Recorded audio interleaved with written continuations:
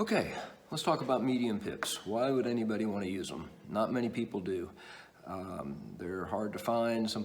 They aren't even listed in the ITTF list of types of pips. They're either short or long or just pips, but there are certain sheets of rubber that do fall into the category of medium pips, and some people really like them and they really do work for some people.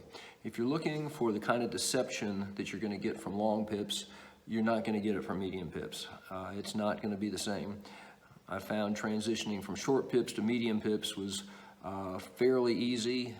Some medium pips are fast, some are very slow. A lot's going to depend on the sponge and the blade you put with it. Thicker sponge is going to actually play much closer to short pips, or even almost like an inverted rubber, in that you can do somewhat of a loop or a roll with it fairly easily. A lot of people that play against pips seem to think that, hey, they're pips, they're all the same. But there's a huge difference in if you're using short pips or long pips, and even within the range of medium pips, some of them are different. You got pips that are arranged vertically, you got pips that are arranged horizontally. They'll play different. Your stroke has to be a little different depending on that. Some grip the ball really well, some are made to not grip the ball so well. What you usually get from most medium pip shots are sort of a dead knuckleball coming at you, not the kind of floating spin reversal that you get from long pips. But if it's a little bit disturbing for some players when a ball's hit fast but it doesn't have much spin. That's what medium pips can do.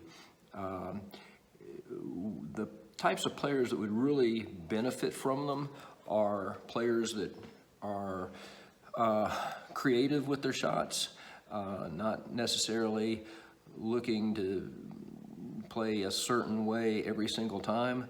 For instance, if you use long pips, you might be looking for chop blocks or chops and slowing the ball down every time the ball goes to your long pips, and rarely attacking with them. And if you use short pips, you may be looking for a very fast hit, attack anytime you get the ball on your short pips, which can be very, very effective.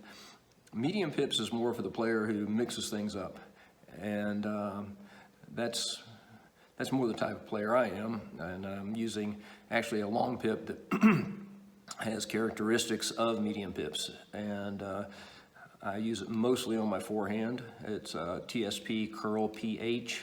Not a lot of people are using that, but it can be effective if you know how to use it. And I enjoy using that, and it does give you that sort of quick shot. Even though the rubber is extremely slow, it can be quick over the table and has almost no spin when it's going at somebody. So it certainly changes the pace of the game, and I use it with 0.5 sponge. It's almost no sponge, but believe it or not, that makes a big difference as opposed to using no sponge at all.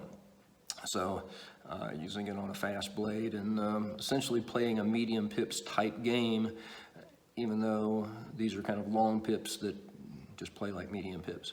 So if that kind of game describes you, medium pips could work for you. And hope that information is helpful, and hopefully you'll watch another video next time. Thanks a lot.